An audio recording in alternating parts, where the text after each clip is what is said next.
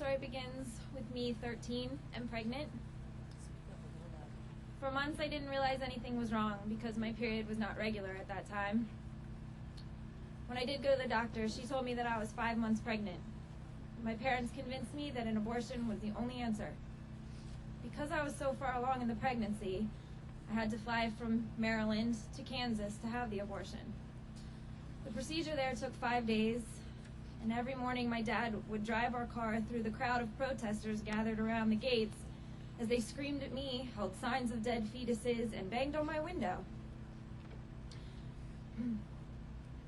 During the 5-day procedure, my cervix was slowly forced to dilate, which caused the worst cramps I'd ever felt.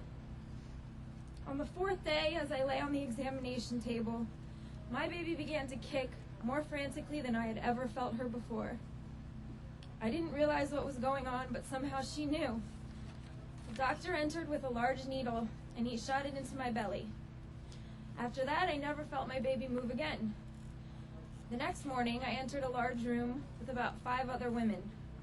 We were all placed in our own hospital beds and hooked up to an IV that was meant to put us in a twilight state of consciousness. Unfortunately, I remember every detail of that experience. I was freezing, shaking, cramping, and alone. Someone gave me 2 little pills, and I thought they were going to make me feel better, but instead they forced me into labor. Then the nurse walked down the baby-killing assembly line to see how dilated each of us was, and one by one we were taken off in a wheelchair to a separate room. When it was my turn, I was surprised to enter a small room with what seemed to be a toilet. I was told to sit on the toilet, lean on the nurse, and push. And so I did. I pushed my dead baby into a toilet.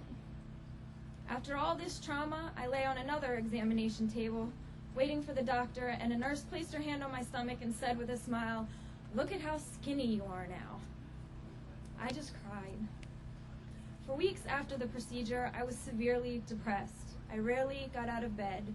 My body was bleeding and confused because it went through the process of having a baby, but I had no baby to care for. Eventually, I got out of bed, but I battled depression to this day, and I have been suicidal many times in my life. I have used drugs and alcohol. I was promiscuous, but never enjoyed sex. I had very little self-worth and developed bulimia. I hated my parents and rebelled any way I could. I have been in therapy since the abortion, and within the last couple years, I have made a lot of progress. I was caringly persuaded to attend a Rachel's Vineyard retreat in April 2005. This retreat changed my life because although I had always heard, God forgives you, I never felt it like I did at the retreat. His mercy was falling like rain all around me, but I had an umbrella up. The retreat forced me to fold my umbrella, and when I did, I was drenched in the forgiveness God was pouring out all along. Being with the other women helped a lot as well.